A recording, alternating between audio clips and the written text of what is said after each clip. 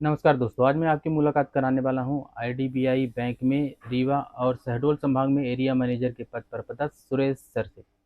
Sir ने बहुत ही संघर्ष के दम पर आज यह मुकाम हासिल किया है कि आज इनके पास वह सब कुछ है जो कि एक आम आदमी की ज़रूरत है। ये एक बहुत ही सामान्य परिवार से हैं, लेकिन इनका संघर्ष इनकी एक अलग पहचान बनाता है। सर, आप हमें ये बताएं कि आप एक सामान्य परिवार से होते हुए भी आज ये रीवा और शहडोल संभाग में आईडीबीआई बैंक में एरिया मैनेजर हैं। आप यहाँ तक कैसे पहुँचे? मैंने दोस्तों को सबसे पहले नमस्कार। मैं यहाँ अपने संघर्ष और ईमानदारी के साथ यहाँ इस मुकाम पे पहुँचा हूँ। मैं एक बहुत सामान्य लोगों से, सामान्य लोगों के घर से, सामान्य लोगों के बीच में रह के और बड़े लोगों के बीच में उनका लिविंग स्टैंडर्ड, लाइफ स्टाइल सब देख के और उनका ऑब्जर्व करने के बाद मैं यहाँ तक आ गया हूँ। तो आपको क्या लगता है, जैसे कि कहा जाता है संगत का असर होता है, तो आज आप यहाँ तक हैं तो क्या इसका कारण एक संगत है अच्छे लोगों की? अच्छे लोगों की संगत है और सबसे पहले ज़रूरत है कि ईमानदारी और ईमानदारी के साथ साथ अपना ड्यूटी डिसिप्लिन को आदमी ध्यान में रख के और उस टाइम निर्धारित के अनुसार अपने गुरुजन के साथ होकर आगे बढ़ते हैं। हमारे माननीय श्री डॉक्टर अतुल पांडे सर हमारे जीवन की काया पलट ही पलट दिए। जो हम नहीं सोचे थे वो चीज़ मेरे को मिली है, जो कि मैं सपने में नहीं मिल पाता था मुझे कि ये क्या चीज़ है, कब मैं पहुंचूंगा वहाँ। सिर्फ और सिर्फ मेरा जो मैन ज़िंदगी का संघर्ष है, Shri doctor Atul Pandey sir Rewa DBA university के डीन हैं और उन्हीं के माध्यम से मैं आज यहाँ पहुँचा हूँ। मेरे ज़िंदगी का सबसे अहम रोल हुआ, जिनको कहते हैं ना अर्श से फर्श में, वो फर्श से अर्श में पहुंचने के लिए पूरा उन्हीं का। एक एक पल में उनको आगे रख के और कदम बढ़ाता था कि वो ऐसे आते हैं, ऐसे बोलते हैं, ऐसे पढ़ाते हैं, कैसे लोगों को ट्रेंड करके आगे बढ़ाते हैं कि कब कहाँ कौन सी मुसीबत आए तो उसमें संघर्षशील रहे। आपने शासकीय स्कूल से पढ़ाई की अपने 12वीं तक की, उसके बाद आपने एमबीए किया। एमबीए में में इंग्लिश बहुत ज़रूरी मानी जाती है, क्योंकि आप हिंदी मीडियम से थे, इंग्लिश में आपको काफ़ी दिक्कत हुई होगी। किस प्रकार की समस्याएं आपके सामने आई और आपने उनको उन चुनौतियों को कैसे पार किया? मैं सबसे पहले ये था कि जानता तो कुछ नहीं था। इंग्लिश से एक ये था कि इंग्लिश में कोई बात करना, इंग्लिश में कोई सीखे, कोई बोले, कोई उठन बैठन, मेरे को कुछ नहीं पता था। तो मैं अपने जो टॉप क्लास के लड़के थे और अच्छे अच्छे स्कूल से पास आउट होके आए कि लगभग आप 5 6 10 7 स्कूल अपने रीवा के हैं, उन लड़कों के साथ मैं उठन बैठन नहीं छोड़ा। उनके पीछे पीछे जब भी वो जाते थे, जो करते थे, उनके पीछे पीछे मैं चलता था। और वो क्या बोल रहे हैं, कैसे बोल रहे हैं, लोगों से क्या बात कर रहे हैं, वो उनका एक एक चीज़ मैं ग्रहण करता था। जो भी इंग्लिश से वो बोलते थे तुरंत मैं नोट कर लेता था और नोट करने के बाद फिर देखता था कि इसका मायना क्या होता है, इसका अर्थ क्या होता है।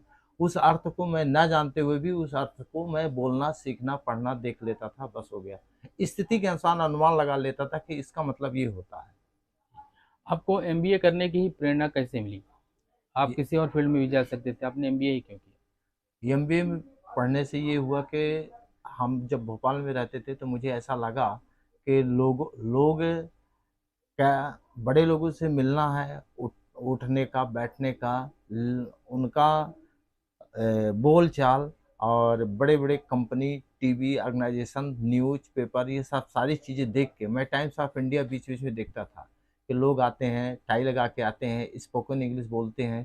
उनका कैसे वो अपने आप को ऑब्जर्व करते हैं, कैसे वो अपने आप को मेंटेन करते हैं, उसको सीखने के लिए मेरे अंदर बहुत ललक थी कि मैं इनको कैसे ग्रहण करूं और क्या मैं पढ़ूं कि मेरे से बनने लगे। तो मैं अकेले बैठ के उस बुक को स्कूल कॉलेज में आने के बाद मैं उसको रात में पढ़ता था कि क्या पढ़ाए हैं उन्होंने। जी। जी। तो भैया ये बताएं कि आपका एमबीए कंप्लीट हो गया, आपने काफ़ी संघर्ष किया इसको कॉलेज के दिनों में एमबीए करते हुए, इंग्लिश को आपने इंग्लिश पर आपने फतह हासिल की। फिर इसके बाद आप का कैंपस सिलेक्शन हुआ था कि आपने क्या किया? मेरे को कैंपस सिलेक्शन से आते थे मेरे फ्रेंड, बड़े बड़े लोग जो थे, बड़े घराने के लड़के थे, वो गए हुए थे, बोले कि मैं यहाँ हूँ, मैं यहाँ हूँ, मैं यहाँ हूँ। वो देख के हुआ कि मेरा क्यों नहीं हो पा रहा है। मैं फिर एचडीएफसी में गया, दिया, पेपर दिया, वो उन्होंने मेरे को वहाँ रख लिया, एचडीएफ सीनियर सेल्स एग्जीक्यूटिव के रूप में रख लिए। फिर मेरा आईडीबीआई में हुआ सिलेक्शन। आईडीबीआई में वही सेम पोजीशन में यहाँ आ गया। और आते आते मैं इतनी मेहनत किया कि वो मुझे जो मैं पहले सेल्स मैनेजर बना, फिर यूनिट मैनेजर बना, फिर टेरिटरी सेल्स मैनेजर बना, जस्ट लाइक एरिया मैनेजर। अब प्रेजेंट टाइम में शहडोल और रीवा संभाग मैं देख रहा हूँ पिछले 8 साल से। अब ये बताएं, ये कॉलेज कंप्लीट होने के बाद और एचडीएफसी में आने के पहले आप भोपाल गए थे, जहां आपको काफ़ी संघर्ष करना पड़ा। आप दो दो जॉब करते थे, चाय पत्ती भी बेचते थे। जी। तो इसके बारे में बताइए, कैसा संघर्ष का दिन रहा उस समय। बस ये था कि लोग यहाँ नौकरी में गाड़ी से चलते हैं और व्यापारी भी गाड़ी से चलते हैं, तो ये हमें कैसे अचीव हो, इसके लिए मैं दो दो जॉब किया और उधारी ले रखा था। उस उधारी को पटाने के लिए मैं इतना संघर्ष किया कि सुबह 6 बजे से 4 बजे तक मैं एक हाईटेक कंपनी रेलवे का पार्ट बनता था मंडी द्वीप में, वहाँ काम किया। 4 बजे वहाँ छूटते थे तो आते थे घर पे बैठ के वहाँ मनन करते थे, फिर चाय का खुली चाय खरीद कर मैं उसको जाके लोगों से बात करके बोरा के बोरा कुंटल के कुंटल मैं उनको पहुंचा देता था, और उससे मेरे को 2-3 हज़ार और फायदा हो जाता था। ये था कि मुझे बड़ा आदमी बनना है। तो जब जैसे आप एमबीए किए, एमबीए करने के बाद क्या जैसे चाय पत्ती बेचना आपको काम छोटा तो नहीं लग रहा था? नहीं, मैं चाय पत्ती नहीं बेचूंगा, क्या ऐसा तो कुछ तो नहीं है? नहीं, छोटा लग रहा था, पर क्या बताएं, मैं इस एमबीए में जो मैंने पढ़ाई किया, उस पढ़ाई को इनकेस किया कि जहाँ भी मैं पहले चाय पीता था तो उसको बोले कि क्या यार थर्ड क्लास चाय पिलाए हो, मेरे यहाँ लड़के काम करते हैं, मैं उसका ओनर हूँ, आप एक दो बोरा बोले तो मैं भिजवा दूँ, पैसा आप 6 महीना बाद देना।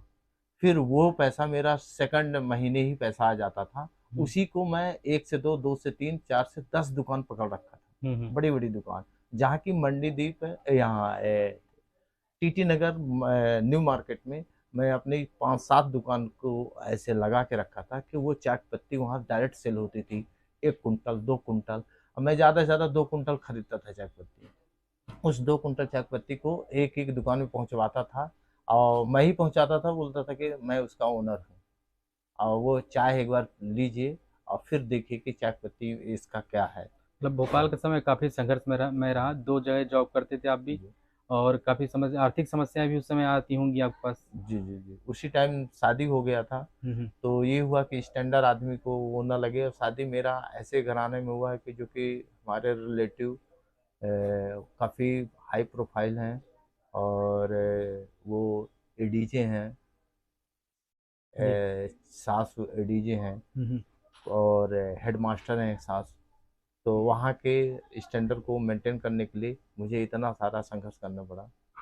आज आप जिस मुकाम पर है, क्या आप मानते हैं आप सफल हैं? अभी तो सफल मानता नहीं हूँ, फिर भी अभी ये आगे बढ़ने की ललक है कि मैं इसको कैसे अचीव करूँ, और जो मेरे छोटे काम हैं उनको मैं और बड़े हिस्से में ले जाना चाहता हूँ, ताकि मेरा एचओ बम्बई तक मेरा काम दिखे। और जिस तरीके से अभी तक मुझे इतना संघर्ष मिला है और संघर्ष में ये अचीव हुआ है, तो ये अभी कम है, मैं और आगे कोशिश करता हूँ, अपने काम के अहमियत से आगे बढ़ना चाहता हूँ। जो बच्चे एमबीए कर रहे हैं, वो कैंपस सिलेक्शन उनका नहीं हो पाता है, आपका भी नहीं हुआ था। हम्म। तो आप ऐसे युवाओं को क्या संदेश देना चाहेंगे, जैसे कैंपस सिलेक्शन नहीं हुआ, निराश हो जाते हैं, अरे कुछ हुआ नहीं, क्या करें वैसे युवा? मैं तो, मेरा संदेश है कि वो अपने आप में हताश ना हो। आदमी 1 कन्वर्जन बाई 10 रहते हैं, तो आदमी एक जगह ना देखे, 10 जगह पे आदमी को रखना चाहिए। एक ही टाइम में सबको टाइम, एक दिन में 10 जगह मिले, और 10 जगह अपना बायोडाटा रखे रहें, कहीं से एक कॉल तो जरूर आता है, एक हम्म। बार इसका देखें क्या है। और वो कभी अपने आप में होपलेस ना हो। मेरी ईश्वर से प्रार्थना है कि वो इस चीज़ को अचीव करें कि जो देखे कि हाँ भाई, उनके उनके गुरु ने कैसे पढ़ाया, उनके लड़के ने कैसे, कहाँ से, किस गांव से आए हैं और आज यहाँ पहुँचे हुए हैं। यही मेरा संदेश है कि आदमी संघर्ष करता रहे, life is a struggle life. जी। आप अपने जीवन का टर्निंग पॉइंट क्या मानते हैं? मैं अपने जीवन का टर्निंग पॉइंट ये मानता हूँ कि बहुत खुश नसीब था कि मुझे जो चीज़ मैं खाने के लिए मेरे पास नहीं रहता था, उसको अचीव करने के लिए ये रहता था कि अब आज अच्छा खाना मिलेगा, अच्छा हम्म। काम मिलेगा, और अच्छा सोच, अच्छा खाना के साथ आदमी को आगे बढ़ने का एक मौका मिलता है।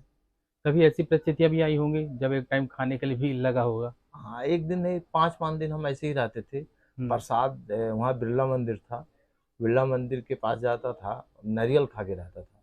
नारियल का प्रसाद खा के रहता मतलब उस समय ऐसे आर्थिक स्थिति ठीक नहीं थी, पैसे नहीं थे, तो था। हम ऐसे भी गुजारा हुआ है। जी जी। तो तब के समय और अब के समय में क्या मानते हैं, काफ़ी कुछ अब। आप आपके समय में जब भी जन्मदिन आता है, बर्थडे आता है, तो मैं अनाथ और साईं मंदिर बच्चों को घर से खाना बनवा के उनको देता हूँ। मेरा वो जो संघर्ष भूखे का था, तो कोई भी बच्चा अगर भूखा है तो किसी तरीके से अगर 1 रुपए है तो 75 पैसा मैं खाऊंगा, 25 पैसा सामने वालों को खिलाऊंगा। ये मेरा ध्येय है। और घर से जन्मदिन में मैं घर से ही खाना बनवा के उन बच्चे गरीब बच्चों को बांटता हूँ। और कहीं मैं होटल में आज तक मैं कभी होटल में नहीं खाता हूँ, घर से ही बनवाता हूँ। और खरीद के अनाज और बनवा के ले जाके वहाँ अनाथ आश्रम और मंदिर में बांटता हूँ। मतलब अगर व्यक्ति संघर्ष और सफलता और ईमानदारी का साथ न छोड़े तो वह निश्चित रूप से सफल हो सकता है। निश्चित रूप से। और वो अपनी ईमानदारी और डिसिप्लिन 100% में, आदमी को 95% डिसिप्लिन होना चाहिए हम्म। और विश्वास होना चाहिए कि हाँ ये मैं कर सकता हूँ, जस्ट डू इट। हम्म। आदमी को उसी हिसाब से आगे बढ़ना चाहिए। और कभी भी किसी को मन अपनी खुशी के लिए कभी किसी को उदास करके या हासिल करके या लड़के झगड़ के नहीं लेना चाहिए, क्योंकि जो हमें मंजूर, जो भगवान ने हमें दिया है, क्लच क्लच के स्थान में है, ब्रेक ब्रेक के स्थान में है। तो ब्रेक और क्लच का जो वो है रास्ता है, उसको मेंटेन करना चाहिए कि हम कैसे आगे बढ़ते हैं। जी सर, धन्यवाद सर। Okay, thank you.